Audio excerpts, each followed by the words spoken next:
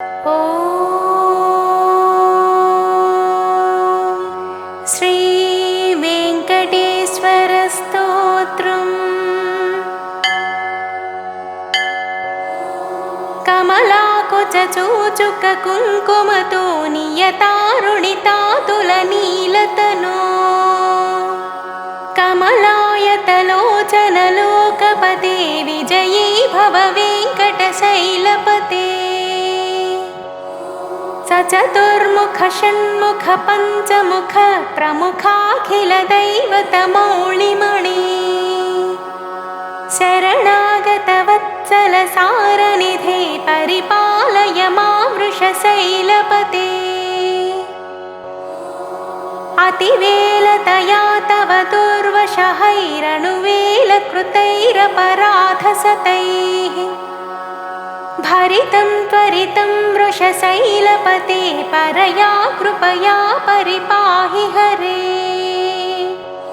अधिवेङ्कटशैलमुदारमते जनताभिमताधिकदानरतात् परदेवतया गदितान्निगमय कमलादयितान् परं कलये।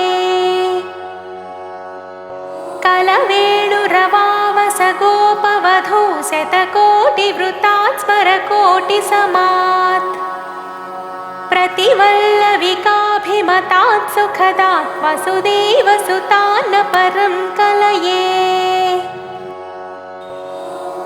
अभिरामगुणाकरदासरथे जगदेकधनुद्धर धीरमते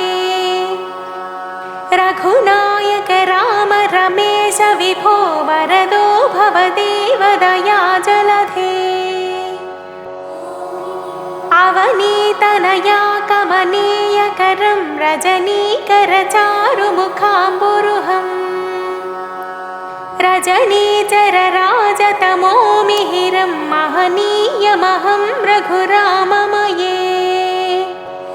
सुमुखं सुहृदं सुलभं सुखदं स्वनुजं च सुकायममोघशरम् अपहाय रघुत्वहमन्यमहं न कथं च न कञ्चन जातु भजे। विना वेङ्कटेशं ननाथो ननाथ सदा वेङ्कटेशं स्मरामि स्मरामि। हरे वेङ्कटेश प्रसीद प्रसीद प्रियं वेङ्कटेश प्रयच्छ प्रयच्छ।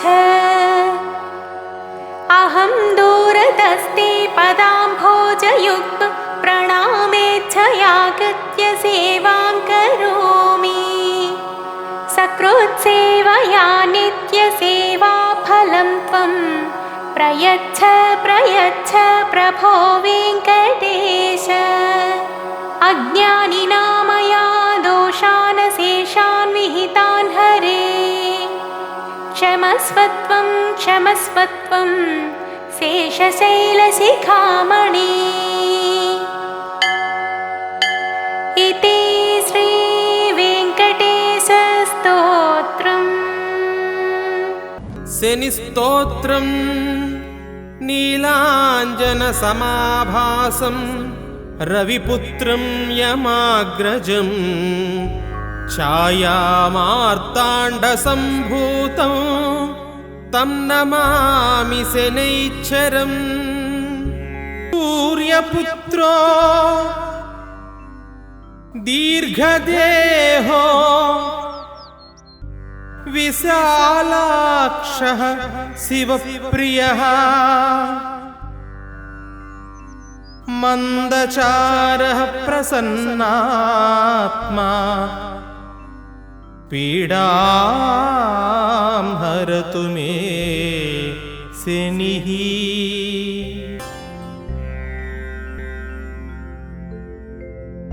नमः कृष्णाय नीलाय शिखिखण्डनिभाय च नमो नीलमधुकाय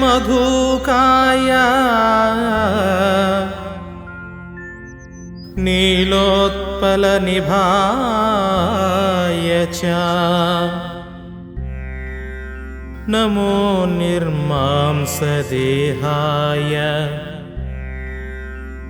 दीर्घश्रुतिजटाय च नमो विशालनेत्राय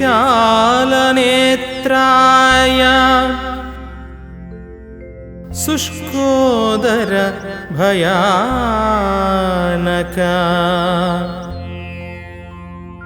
नमः पौरुषगात्राय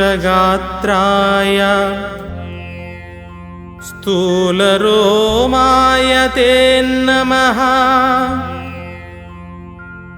नमो नित्यं क्षुधार्ताय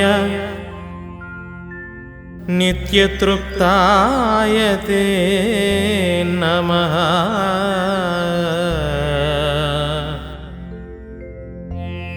नमो घोराय रौद्राय भीषणाय कराळिने नमो दीर्घाय शुष्काय कालदंष्ट्र नमोऽस्तु ते नमस्ते घोररूपाय दुर्निरीक्ष्याय ते नमः नमस्ते सर्वभक्षाय वलीमुख नमोऽस्तु ते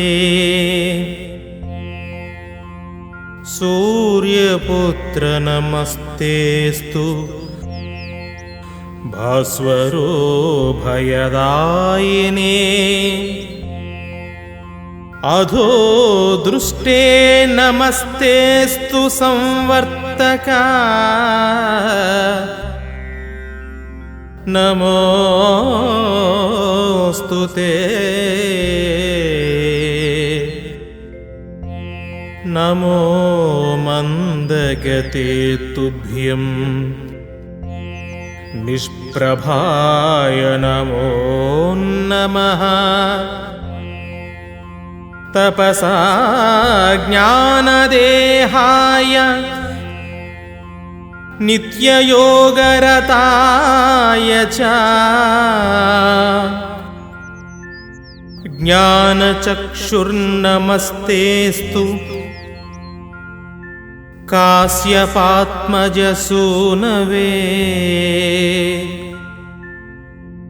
तुष्टो ददासि राज्यं त्वं क्रुद्धो हरसि तत्क्षणात् देवासुरमनुष्याच्च सिद्धविद्याधरोरगाः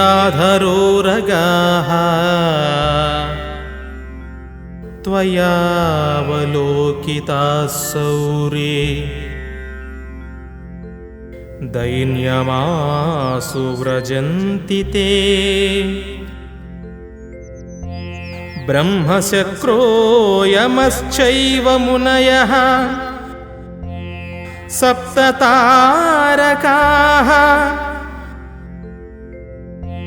राज्यभ्रष्टाः पतन्ति हतवा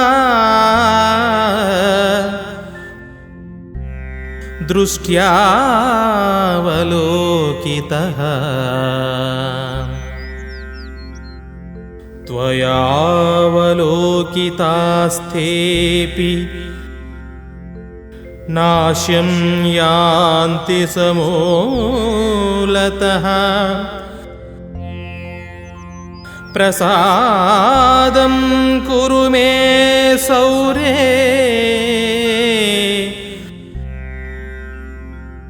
प्रणत्वा हि त्वमर्थितः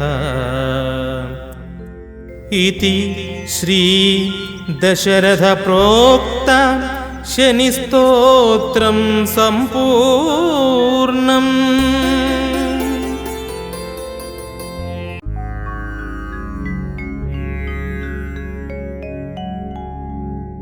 मेने कृतार्थमात्मानं सम्यक् स्तुत्वा सेनेच्छम् क्रोणस्यन्यैच्छरो मन्दः छायाहृदयनन्दनः मार्ताण्डजस्तथा सौरिः पातङ्गी गृहनायकः अब्राह्मणः क्रूरकर्मा नीलवस्त्रोऽञ्जनद्युतिः कृष्णो धर्मानुजः शान्तः शुष्कोदरवरप्रदः षोडशैतानि नामानि यः पठेच्च दिने दिने विषमस्तोऽपि भगवान् सुप्रीतस्तस्य जायते मन्दवारे शुचिः स्नात्वा मिताहारो जितेन्द्रियः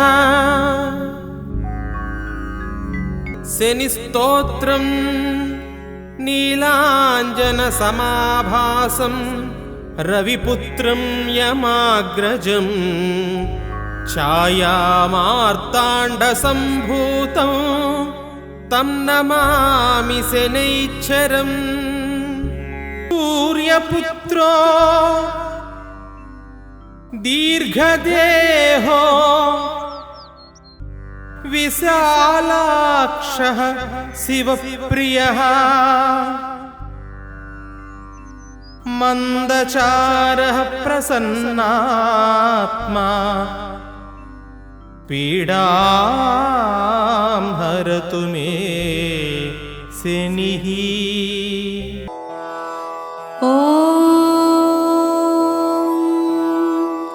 अस्य श्रीवाराही कवचस्य त्रिलोचन ऋषिः अनुष्टुप् छन्दः श्रीवाराही देवता। ॐ बीजं ग्लौं शक्तिः स्वाहेति कीलकम् मम सर्वशत्रुनाशनार्थे जपे विनियोगः। ध्यानम् ध्यात्वेन्द्रनीलवर्णाभां चन्द्रसूर्याग्निलोचनां विधिविष्णुहरेन्द्रादि मातृभैरवसेविताम् ज्वलन्मणिगणप्रोक्तमकुटामाविलम्बिताम् अस्त्रशस्त्राणि सर्वाणि तत्तत्कार्योचितानि च एतैः समस्तैर्विविधं बिभ्रतीं मुसलं हलम् पात्वा हिंस्राणि कवचं भुक्तिमुक्तिफलप्रदम् पठे त्रिसन्ध्यं रक्षार्थं घोरशत्रुनिवृत्तिदम् वार्ताली मे शिरः पातु घोराही फालमुत्तमम् नेत्रे वराहवदना पातु कर्णौ तथाञ्जनी घ्राणं मे रुन्धिनी पातु मुखं मे पातु जम्भिनी पातु मे मोहिनी जिह्वां स्तम्भिनी कण्ठमादरात् स्कन्धौ मे पञ्चमी पातु भुजौ महिषवाहना सिंहारूढाकरौ पातु कुचौ कृष्णमृगाञ्चिता नाभिं च शङ्खिनी पातु पृष्ठदेशे तु चक्रिणी खड्गं पातु च कट्यां मे मेढ्रं पातु च खेदिनी गुदं मे क्रोधिनी पातु जघनं स्तम्भिनी तथा चण्डो चण्डश्चोरुयुग्मं जानुनी शत्रुमर्दिनी जङ्घाद्वयं भद्रकाली महाकाली च गुल्फयोः पादाद्यङ्गुलिपर्यन्तं पातु चोन्मत्तभैरवी सर्वाङ्गं मे सदा पातु कालसङ्कर्षणी तथा युक्तायुक्तस्थितं नित्यं सर्वपापात् प्रमुच्यते सर्वे समर्थ्य संयुक्तं भक्तरक्षणतत्परम् समस्तदेवता सर्वं सव्यं विष्णोः पुरार्धने सर्वशत्रुविनाशाय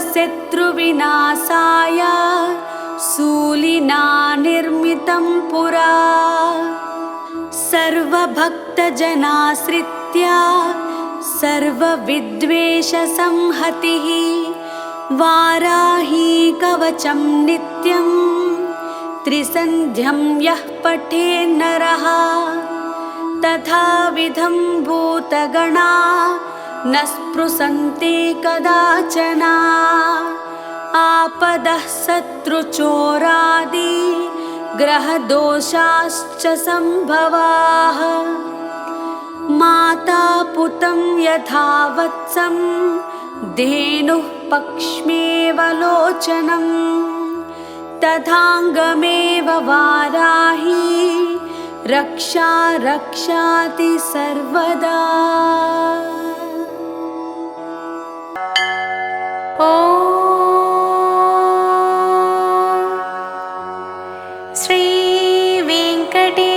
श्रीवेङ्कटेश्वरभुजङ्गं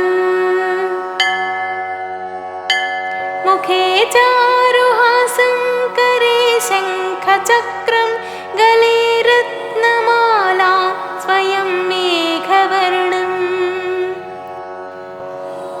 तथा दिव्यशस्त्रं प्रियं पीतवस्त्रं धरं तं मुरारिं भजे वेङ्कटेशम् सदा भीतिहस्तं मुदा जानुपाणिं लसन्मेखलं रत्नशोभाप्रकाशम् जगत्पादपद्मं महत्पद्मनाभं धरं तं मुरारिं भजे वेङ्कटेशम् अहो निर्मलं नित्यमाकाशरूपं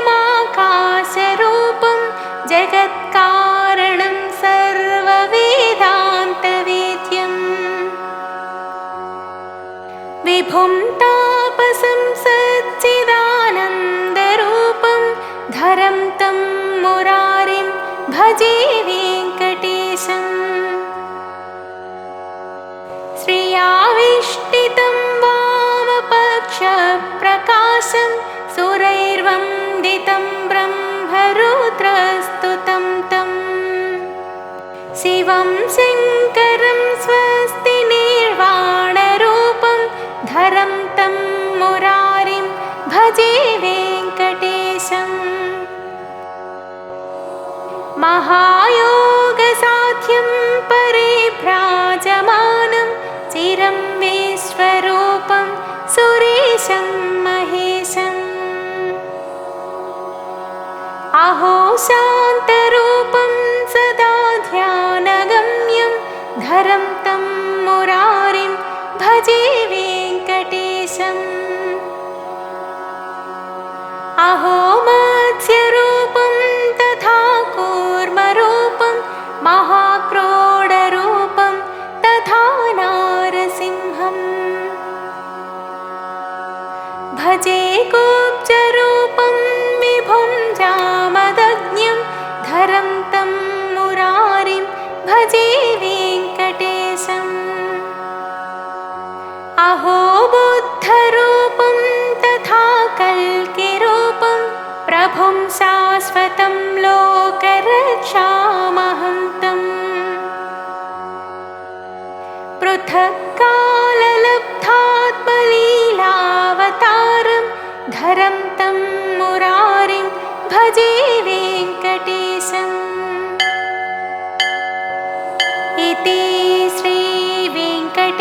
चतुर्भुजङ्गं सम्पूर्णम्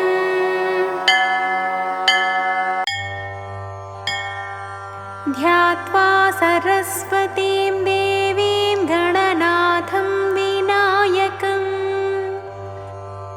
राजा दशरथस्तोत्रं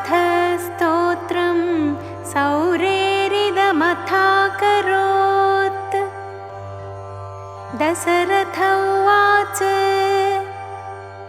नमः कृष्णाय नीलाय सितिकण्ठनिभाय च नमो नीलमयूखाय नीलोत्पलनिभाय च नमो निर्मांसदेहाय दीर्घश्मश्रुजटाय च नमो विशालनेत्राय शुष्कोदरभयानक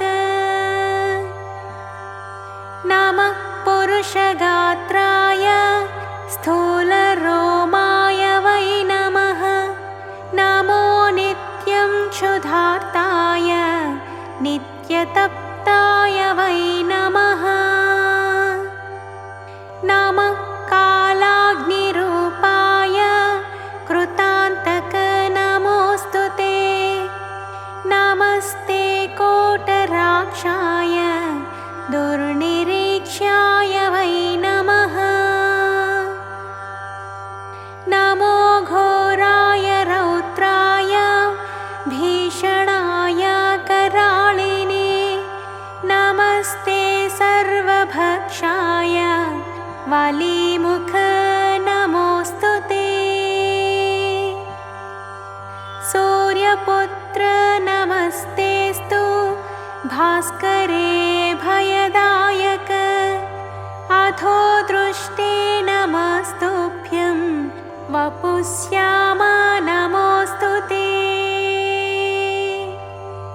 नमो मन्दगते तुभ्यं निस्त्रिंसाय नमो नमः तपसा दग्धदेहाय नित्ययोगरताय च नमस्ते ज्ञाननेत्राय काश्यपात्मजसूनवे तुष्टो ददासि वैराज्यं रुष्टो हरसि तत्क्षणात् देवासुरमनुष्याश्च पशुपक्षी सरीसृपाः त्वया विलोकिताः सौरे दैन्यमासो व्रजन्ति च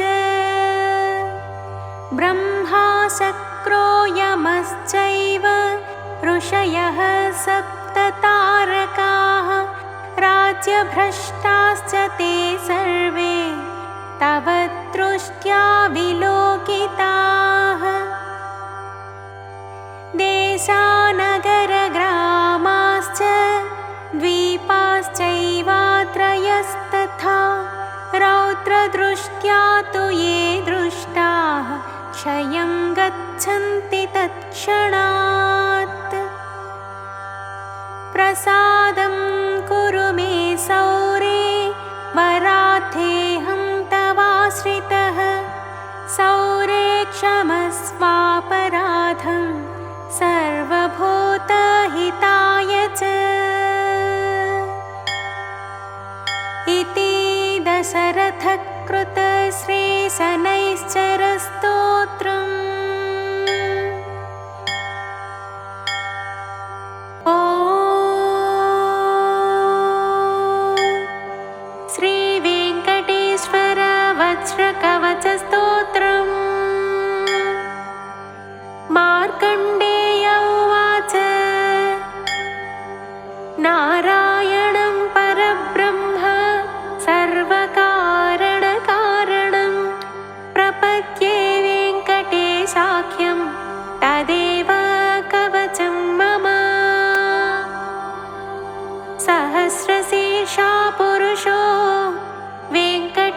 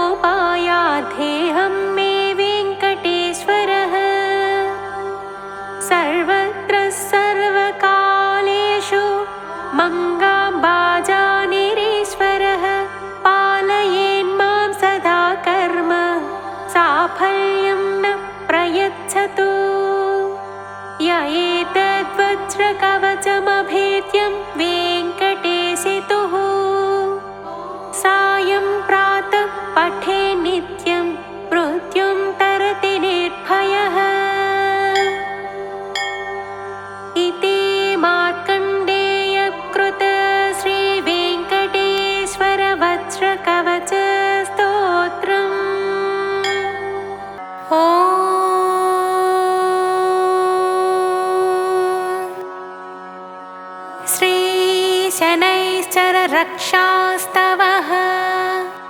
नारद उवाच ध्यात्वा गणपतिं राजा धर्मराजो युधिष्ठिरः धीरः शनैश्चरस्येमं चकारस्तवमुत्तमम्। शिरो मे भास्करिः पातु फालं छायासुतोऽवतु। कोटराक्षो दृशौ पातु शिखिकण्ठनिभः श्रुति। घ्राणं मे भीषणः पातु मुखं बलिमुखोऽवतु। कन्धौ संवर्तकः पातु भुजौ मे भयदोऽवतु। सौरेर्मे हृदयं पातु नाभिं शनैश्चरोऽवतु। ग्रहराजः कटिं पातु सर्वतो रविनन्दनः। पादौ मन्दगतिः पातु कृष्णः पात्वखिलं वपुः। रक्षामेतां पठेन्नित्यं सौरेर्नाम बलैर्युताम्। सुखे पुत्री चिरायुश्च स भवेन्नात्र संशयः। इति श्रीशनैश्चर रक्षास्तवः।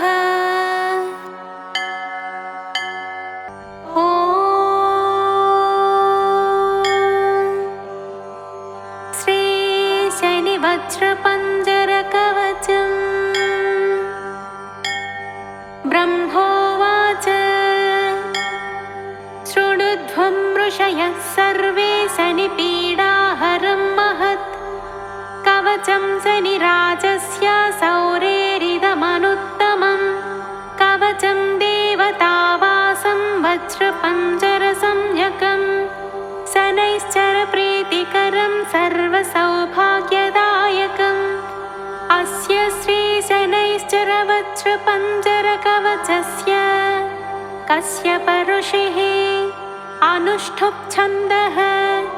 श्रीशनैश्चर देवता श्रीशनैश्चर प्रीत्यर्थे जपे विनियोगः। ऋष्यादिन्यासः। शिरसि कश्यप ऋषये नमः। मुखे अनुष्ठुप् छन्दसे नमः। हृदि श्रीशनैश्चर देवतायै नमः।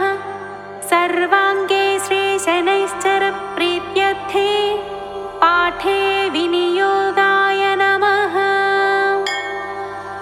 ध्यानम्। नीलाम्बरो नीलवपुः किरीटी गृत्रस्थितस्त्रासकरो धनुष्मान्।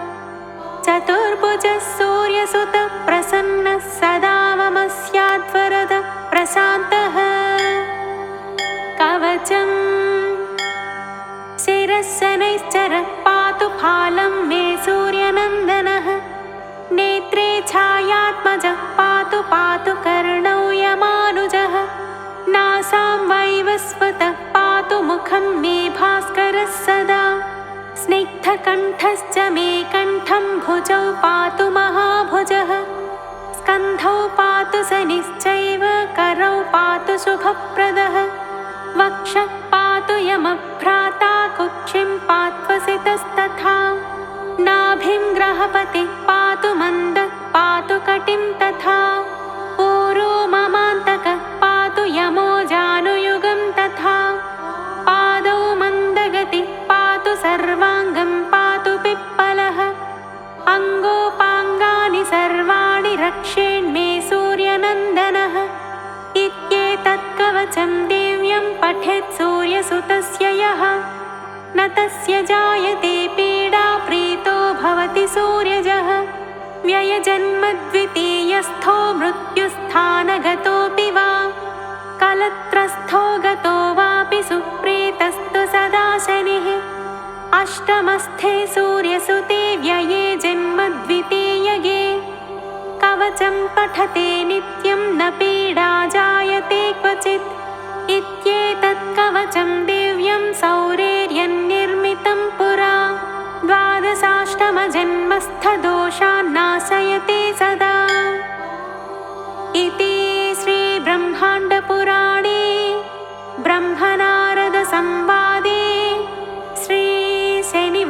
पञ्जरकवचम्